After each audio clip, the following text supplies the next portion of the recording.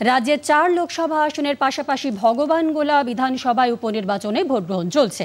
এই বিধানসভা কেন্দ্রে পুরুষ ভোটার 1,42,347 জন এবং মহিলা ভোটার 1,34,962 জন। বুথ রয়েছে 281টি। এই বিধানসভা কেন্দ্রে মূল প্রতিদ্বন্দ্বিতার আসরে রয়েছেন তৃণমূল কংগ্রেসের রেয়াত হোসেন সরকার, বাম কংগ্রেসের জোট প্রার্থী অঞ্জু বেগম এবং বিজেপির ভাস্কর সরকার।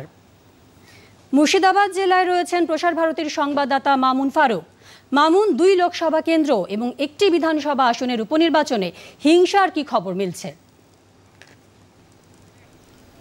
দেখো, সকাল থেকে প্রায় 3 ঘন্টা অতিক্রান্ত হয়েছে মুর্শিদাবাদ, জঙ্গিপুর এবং ভগবানগোলা উপনির্বাচন কেন্দ্রের ভোট গ্রহণ।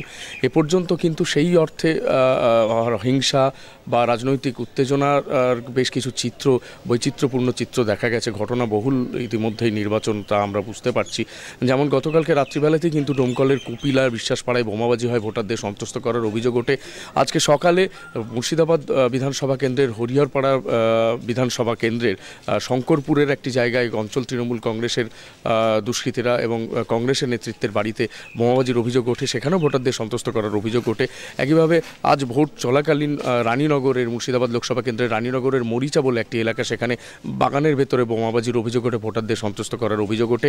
লোচনপুরে সিপিআইএমের এজেন্টকে মারধর করে ভোট গ্রহণ কেন্দ্র থেকে বের করে দেওয়ার অভিযোগ ওঠে।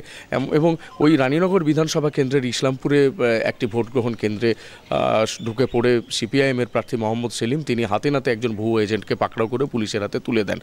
এছাড়াও কিন্তু জঙ্গিপুরের বিজেপির প্রার্থী ধনঞ্জয় ঘোষের সঙ্গে সেইখানে সুতির অজগর পাড়ায় স্থানীয় ব্লক তৃণমূল কংগ্রেসের সভাপতি গৌতম ঘোষের সঙ্গে হাতাহাতি হয়, প্রকাশ্যে বচসা হয়।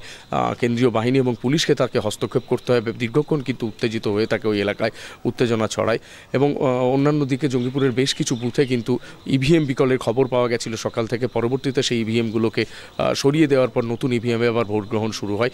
সব মিলিয়ে কিন্তু ঘটনাবহুল এবং বৈচিত্র্যপূর্ণ নির্বাচন হচ্ছে মুর্শিদাবাদে। একই সাথে লক্ষ্য করতে পারছি আমরা কেন্দ্রীয় বাহিনীর তৎপরতা রয়েছে, গ্রামে গ্রামে কেন্দ্রীয় বাহিনীর কিউআরটি টিম টহল দিচ্ছে।